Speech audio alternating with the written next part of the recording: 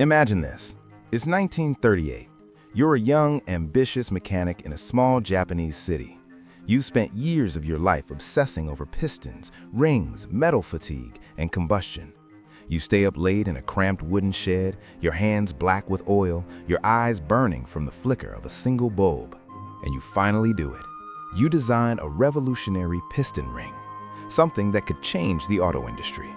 So you pack your prototype, take a deep breath, and walk into the headquarters of the most powerful car company in Japan, Toyota. You present your invention with quiet pride. The engineers examine it, they nod. Then they reject it. Not because it's flawed, but because you, a nobody from a rural town, dared to think you could teach them something. That rejection should have been the end. Instead, it became the beginning of one of the greatest corporate rivalries in history. Because that man's name was Soichiro Honda, and Toyota didn't just reject his part, they accidentally created their fiercest enemy. This is the story of how a defeated mechanic built an empire from rubble, outsmarted Detroit, and turned a garage dream into a $140 billion global icon. This is the brand story of Honda, and it starts with a spectacular failure. Soichiro Honda was born in 1906 in a small village called Komyo in Shizuoka Prefecture, Japan. His father was a blacksmith who also repaired bicycles. Young Soichiro was not a great student by traditional measures. He didn't care about literature or mathematics. He cared about things that moved. At age 8, he rode his first bicycle with auxiliary brakes. But that wasn't enough. He wanted more. So he secretly took his grandmother's sewing machine oil and applied it to the wheel hubs. Then he crashed into a stone wall, broke his arm, and smiled. Because for those few seconds, he felt speed. By 15, he dropped out of school and walked 100 miles to Tokyo to find work as an apprentice at a garage called Art Shokai. Tokyo in the 1920s was chaotic. Horses, streetcars, rickshaws, and the occasional sputtering automobile. Most mechanics back then treated cars like mysteries. Not Soichiro. He treated them like puzzles. He taught himself everything about engines from discarded foreign magazines. He took apart every broken carburetor and distributor he could find. The other apprentices would go home. He would sleep under the cars. Within a few years, he became a tuning legend. In 1936, he set a land speed record of 120 kilometers per hour in his own modified race car. That's when he decided to go into business. He founded the Tokai Seiki Heavy Industry Company, and his specialty was piston rings. He had a contract with a small manufacturer, but his eyes were on the giant, Toyota. Here's the moment you need to understand about brand resilience. In 1938, Toyota placed a massive order for piston rings. Soichiro built a factory. He hired hundreds of workers. He mortgaged his house. Then he delivered the first batch. Toyota tested them. They failed. The rings were too brittle, the metal composition inconsistent. Toyota canceled the contract, no payments, no mercy. Soichiro was devastated. His employees begged him to cut his losses. His wife quietly packed their belongings for eviction. But instead of giving up, Soichiro did something that defines Honda's DNA to this day. He went back to school. At age 32, he enrolled as a special student in mechanical engineering at Hamamatsu Technical College. He sat in classrooms filled with teenagers. He studied metallurgy, heat treatment, and the science of piston ring deformation. Then he returned to his workshop. He redesigned the entire manufacturing process. He invented a new method of casting rings using centrifugal force. He worked 18-hour days for 2 years, and finally, he produced a piston ring that was not just better than Toyota's, it was the best in Japan. Toyota reinstated the contract. They didn't just buy his part, they awarded him a long-term supplier agreement. Soichiro had won. But then, the world changed. World War II destroyed everything. His factory was bombed twice by Allied forces. The first time, he rebuilt. The second time, an American B-29 strike leveled his entire operation. Steel beams twisted like pretzels, machines melted into slag. He stood in the rubble with nothing but his blueprints and a broken spirit. Then came the 1945 earthquake. It didn't just shake the ground, it shook the last pieces of his factory off their foundations. Most people would have raised a white flag, but Soichiro Honda did something insane. He sold the salvageable scrap metal to Toyota, yes, the same company that rejected him. He took that cash and built something entirely new. He realized that post-war Japan had almost no gasoline. Cars were useless, but people needed to get around. So he scavenged surplus two-stroke engines from discarded military radio generators. He attached them to bicycles, and he called it the A-type motorized bicycle. It was crude, noisy, and brilliant. The first batch of 50 sold out in hours. He couldn't make enough. Housewives, fishermen, carpenters, they all wanted one. In 1948, he officially founded Honda Motor Company. He was 42 years old, almost bankrupt, with no automotive experience, no major investors, and a single-room workshop. That was the birth of the brand that would one day overtake Chrysler, Ford, and even Toyota in key markets.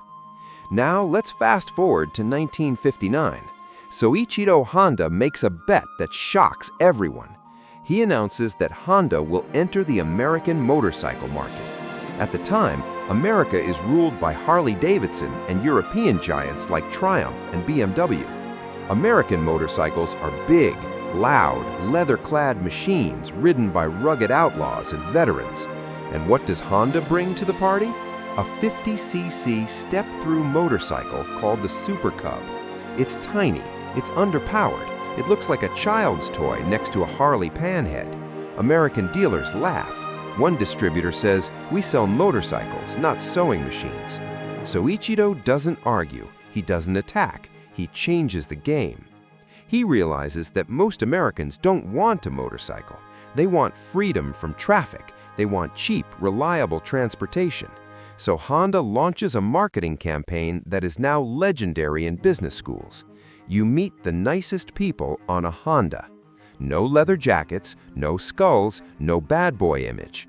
Instead, Honda shows college students, housewives, and middle-aged couples riding the Super Cub to picnics, to church, to work. It was a radical repositioning, and it worked. Within 3 years, Honda sold over 90,000 units in the US. By 1964, Honda was the best-selling motorcycle brand in America. Harley-Davidson almost went bankrupt trying to respond. But here's the kicker. Soichiro didn't stop. He never stopped. The next chapter is the one that makes Toyota executives wake up in cold sweats. In 1963, Honda built its first production car, the T360 mini pickup truck, then the S500 sports car. But the real bomb dropped in 1972, the Honda Civic. The world was in the middle of an oil crisis. Gas prices quadrupled. American cars were gas-guzzling land yachts with V8 engines and single-digit mileage. The Civic arrived with a revolutionary compound vortex-controlled combustion engine that met 1975 US emission standards without a catalytic converter. It was small, efficient, and bulletproof. It got 40 miles per gallon when Detroit was proud of 12. American buyers went insane for it. Honda didn't just enter the auto market, they disrupted it. By 1980, Honda was the third largest Japanese automaker in the US, behind Toyota and Nissan. But then something even more dramatic happened. In 1982, Honda became the first Japanese car company to build a factory on American soil, Marysville, Ohio. This was a masterstroke. While Toyota and Nissan were still shipping cars across the Pacific, Honda was hiring American workers, buying American steel, and building cars in the heart of the Midwest. They called it "Build Where You Sell." The Marysville plant was so efficient that it became a benchmark for the entire auto industry. Within 5 years, Honda was making the Accord, which became the best-selling car in America. Not the best-selling import, the best-selling car, period. Let that sink in. A company born from a rejection letter and a bombed-out factory took the crown from Ford and Chevrolet. But what made Honda truly unique wasn't just the products, it was the culture. Soichiro Honda had a management philosophy that flew in the face of traditional Japanese corporate structure. He hated suits, he hated committees, He hated titles. He famously said, "A corporation is a living being. It has a spirit. If you treat it like a machine, it will fail." He refused to have a private office. He worked in the same open space as his engineers. He would often walk into the machine shop, pick up a wrench, and start helping solve problems on the factory floor. He also had a rule: no permanent hierarchy. He believed that the best idea should win, regardless of whether it came from the CEO or a 22-year-old intern. This is why Honda became a hotbed of innovation. They were the first to mass-produce a car with a continuously variable transmission. They pioneered the VTEC engine, which gave you both fuel economy and high-performance power. They built the first production hydrogen fuel cell vehicle, the FCX Clarity, back in 2008 when Tesla was still delivering the Roadster. And they did something no other car company dared. They re-entered the aerospace industry.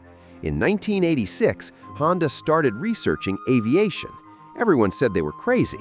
It took 30 years, but in 2015, the Honda Jet became the world's most delivered light business jet. It had an over-the-wing engine mount design that engineers said was impossible. Honda's son, Hirotoshi Honda, led the project. The message was clear: rejection is just fuel. Now, here's the part of the story that most documentaries miss.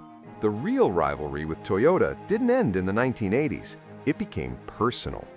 Toyota is known for the Toyota Production System, which is about efficiency, precision, and eliminating waste. Honda is the opposite. Honda's approach is called the challenge of the unknown. Toyota builds cars for people who want reliability. Honda builds cars for people who love driving.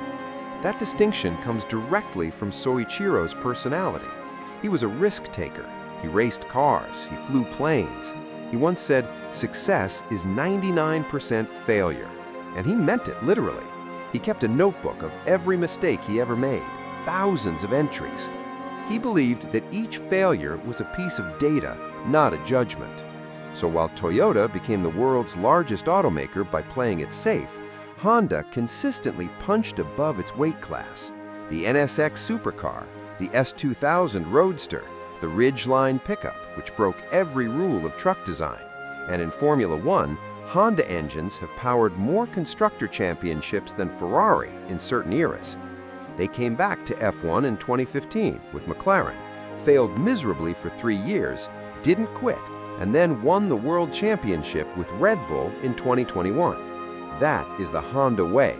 Never fear humiliation, fear stagnation. Let's talk numbers, because brands are built on trust, and trust is earned. Today, Honda Motor Company generates over $140 billion in annual revenue. It employs more than 200,000 people globally. It has sold over 500 million motorcycles, making it the largest motorcycle manufacturer in history. And its cars consistently rank among the most reliable vehicles on the road. But the number that matters most is 0. The number of times Soichiro Honda took a corporate loan after his initial rebuild. He famously refused to borrow from banks because he said, "Banks only lend you money when you don't need it." He built the entire post-war empire on cash flow and customer deposits. That financial discipline is why Honda survived every oil crisis, every recession, and even the 2008 financial meltdown without a government bailout. Meanwhile, GM and Chrysler went bankrupt. But the story doesn't end with Soichiro's death in 1991 at 84. The brand he built continues to embody his spirit. Think about the last Honda commercial you saw. Was it a celebrity endorsement? Probably not. Was it a big Super Bowl spectacle? Rarely. Instead, Honda runs ads showing engineers hand-polishing connecting rods or testing engines in freezing chambers. They once made a commercial featuring a single engine part that took 6 months to machine. No voiceover, just the sound of metal on metal. Because Honda understands something that most marketing departments have forgotten. People don't buy products, they buy proof of care. Every time you start a Honda Civic with 200,000 miles on the odometer, you're experiencing Soichiro's obsession. Every time a parent hands down a Honda Accord to their teenager, that's the brand promise in motion. Reliability isn't a feature, it's a consequence of obsession. So here's the lesson for anyone building a brand today. Toyota rejected him, the war bombed him, the earthquake crushed him, banks ignored him, competitors laughed at him, and none of it mattered because Soichiro Honda had something no competitor could replicate. He had a refusal to accept that failure was final. He believed that an engine is just a box of parts until you give it a soul. And that soul comes from the person who refuses to stop trying. He once said, "Many people dream of success. To me, success can only be achieved through repeated failure and introspection. In fact, success represents 1% of your work, and the other 99% is failure." That is not a motivational poster. That is a biography in one sentence. So next time you face a rejection letter, a canceled contract, or a bombed-out workshop, metaphorical or real, remember the man in the wooden shed with the piston ring. Remember that Toyota said no.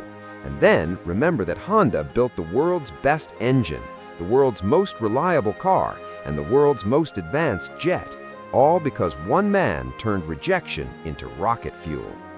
What's your Toyota rejection? What's the thing you're building that everyone else is laughing at? Because if Soichiro Honda taught us anything, it's that the loudest laugh in the room becomes the engine roar of history. If this story hits you differently, hit the like button. Subscribe to Brand Story Lab for more deep dives into the brands that shape the world. And comment below, would you have rebuilt after losing everything, or would you have walked away? Let us know. We read every single one. This has been Brand Story Lab. Stay curious, stay relentless, and never let a rejection write your ending.